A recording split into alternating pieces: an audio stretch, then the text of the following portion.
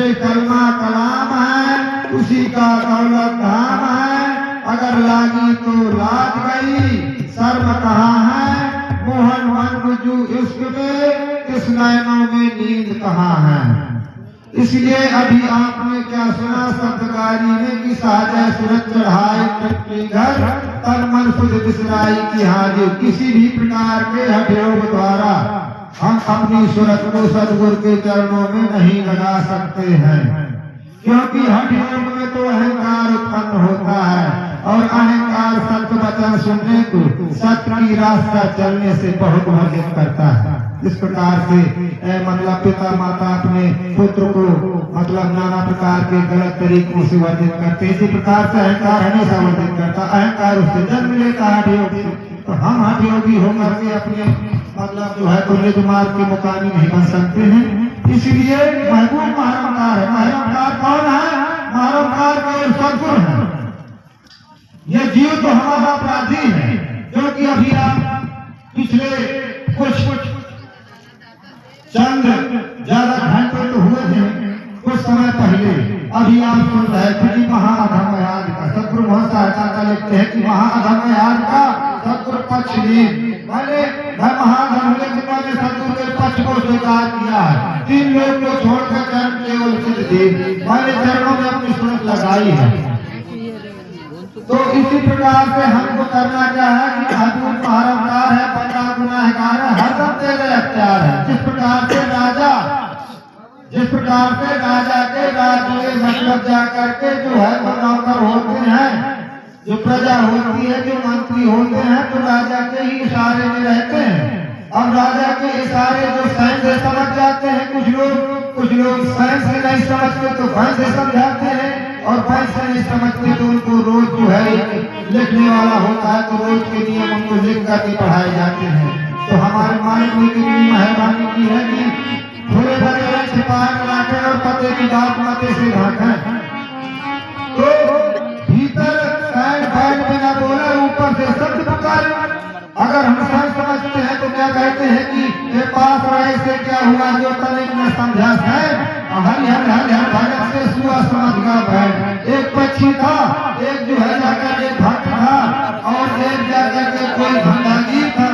तो धंधागीर हो जाकर के एक तोते को पाल रखा था धंधागीर के, तो धंधागीर के तोते को पाल रखा था, तो उसका ग्राहक आए तो उसका नाम हरि था। तो हरि हरि की आवाज वो ग्राहक लगाया करता था, तो उसके पास में जो तोता पड़ा था तो हरि हरि कहने लगा। वहां से एक महापुरुष गुजरे, उन्होंने देखा कि ये तो बड़ी गजब की बात है, मैंने तो सीताराम राधे श्याम और पटपट में दूध रोटी नाना प्रकार की बातें सुना है मैंने तोते के मुख से, लेकिन तोता तो हरि हरि कर रहा है, ये भाई कौन सा तोता है, चल करके देखना चाहिए। महाराज ने वहीं से निकले।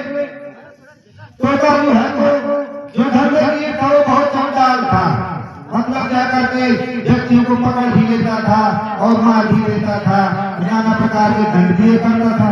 तो दंड दिया करता था तो कुछ लोगों से उन्होंने पूछा महात्मा जी ने कि भैया ये तोता कहाँ बोल रहा है, किसका दंड आ गया। तो उन्होंने कहा कि महाराज जी महाराजा नहीं तुम्हारी मौत हो जाएगी।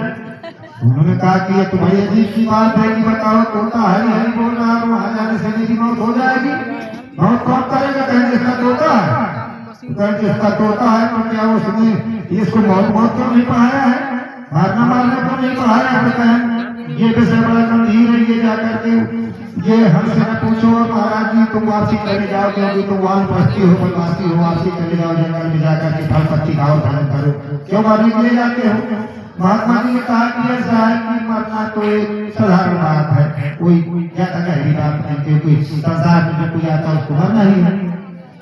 ठीक है अगर मैं तोते के सामने मर जाऊंगा, ये तोते के जो मेरा मतलब जातक है, जातक वही है जो मतलब दुकानदार है, जो सौदागर है, जो ग्राहक है, तो ग्राहक को भी समझ जाऊंगा और दुकानदार को भी समझ जाऊंगा।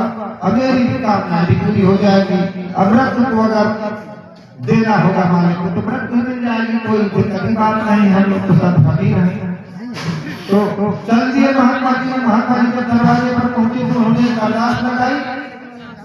जब अरदास लगाई तो कोई नहीं बोला, और जब अरदास दोबारा लगाई तो एक तलवार लिए व्यक्ति निकला। उसने कहा महाराज जी ठहरो। उसने कहा कि भैया मेरे हाथ में तलवार नहीं है, मैं तो जा करके बहुत दीन गरीब व्यक्ति हूँ, जंगलवासी हूँ। उन्होंने कहा कि महाराज जी ये बताओ कि तुम्हारी हिम्मत कैसे पड़ गई मेरे दरवाजे में आने की, क्या किसी ने बताया नहीं कि मैं कौन हूँ? तो महात्मा जी ने कहा कि भैया बात तो आपकी सही है, बताया तो था, लेकिन जिस बात से मुझे वो लोग डरा रहे थे उसका मुझे भय है। कहे महाराज जी आप मौत से नहीं डरते? तो कहता नहीं, मैं अगर मौत से डरता होता हूँ तेरे दरबार में नहीं आता।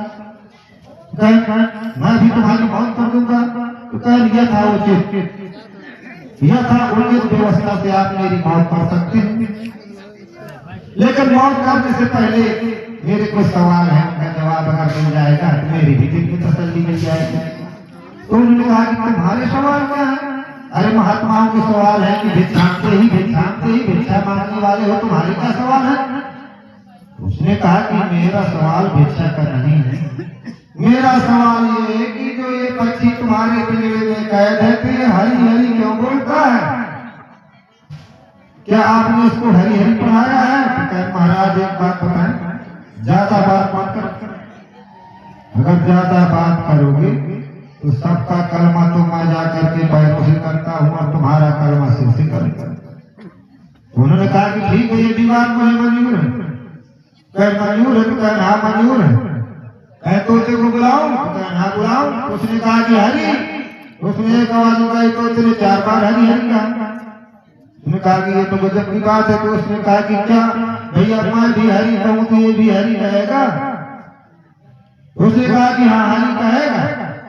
तो महात्मा जी ने कहा कि हरी, तो उसने कहा हरी हरी हरी कोई दरवाजे में आया? तो कहे उसने तो 4 बार हरी हरी कहा, फिर कह दिया कि दरवाजे में आया है। ये हरी किसका नाम लेता है, क्या इसका मतलब संबंध है हरी से? तो उसने कहा महाराज मैं बहुत क्रोधी व्यक्ति हूँ, मुझसे बहुत ज्यादा अब बात ना करें क्योंकि मैं बहुत क्रोधी व्यक्ति हूँ, तत्काल बच्चे को मार देता हूँ, समय नहीं लगाता हूँ, 1 मिनट में व्यक्ति की मौत कर देता हूँ। तो कहे मुझे सब बेकार है, लेकिन वास्तविकता क्या है, मैं भी अपनी रास्ता में जाऊँ, तुम भी अपने अंदर जाओ, मेरी मृत्यु हो जाए तो मुझे हरि का सवाल मिल जाए। उसने कहा कि महाराज एक बात मेरी गौर से सुनना, मेरा एक ग्राहक है, मैं हरि का नाम लेकर के उसको बुलाता हूँ, अब मुझे हरि हरि का कोई पता नहीं है कि हरि घड़ी कौन, मुझे कोई पता नहीं है। मेरे ग्राहक का नाम है। तो कहीं ग्राहक क्या करता है? कहीं मेरी दुकान में सौदा लेने आता है। और क्या करेगा? ग्राहक का नाम क्या है? तो कोई साल का काम बेचना, ग्राहक का काम है खरीदना। तो कहीं सौदा लेकर फिर कहाँ चला जाता है? तो कहीं अपने घर चला जाता है, फिर कहीं घर से कहाँ चला जाता है? कहीं ये भी मुझे पता नहीं महाराज, मैं तुम मार डालूंगा तुमको। तो कहे ठीक है भैया, लेकिन हरी हरी की पुकार से ये जितने व्यक्ति बसे हुए इस गांव में, इन्होंने एक आवाज हरी की नहीं लगाई, ये पंछी क्यों हरी हरी कर रहा है? तो कहे ये पंछी जो है वो अपने थिंकिंग पावर से, सोचने की शक्ति से बहुत मजबूत होता है, इसलिए ऐसा कर रहा है। इसको जो कुछ पढ़ाया जाएगा वही पढ़ेगा।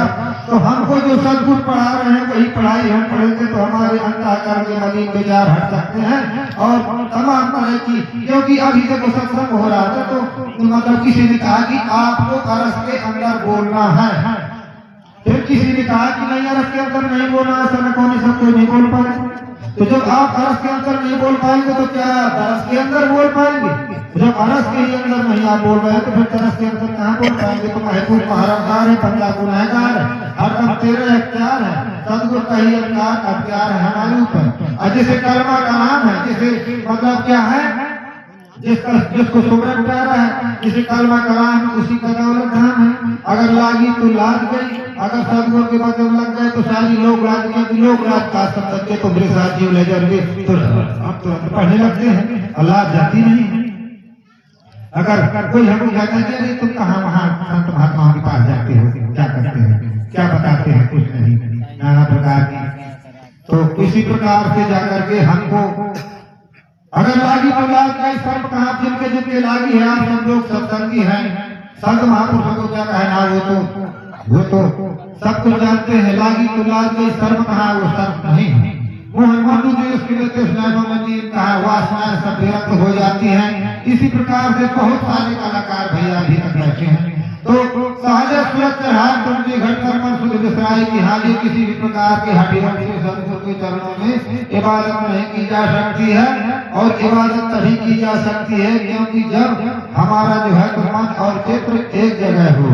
मन चित्र और जो है तो मन की स्थिरता ही हमको एक जगह स्वीकृत दिला सकती है, बाकी कोई। क्योंकि देखिए यहाँ बार बार ये सवाल हो रहा है कि आपका समय बहुत हो चुका है। बात बिल्कुल आपकी राय है कि हमारा समय बहुत हो चुका है, कोई कलाकार नहीं। और कलाकारों की जो बात होती है वह होती है, मतलब जज के सामने कोई हथियार लेकर के नहीं गया, ऐसा भी संतों का प्रमाण है। जज के सामने कोई हथियार लेकर के नहीं गया। इसी प्रकार से हम सदगुरु के सामने कोई वासना लेकर के नहीं जा सकते, और वासनाएं जब तक है तो हम निहत्थे नहीं है। और जब निहत्थे हो जाएंगे तो हम सदगुरु के उपासक बन जाएंगे। आगे इसका नंबर हो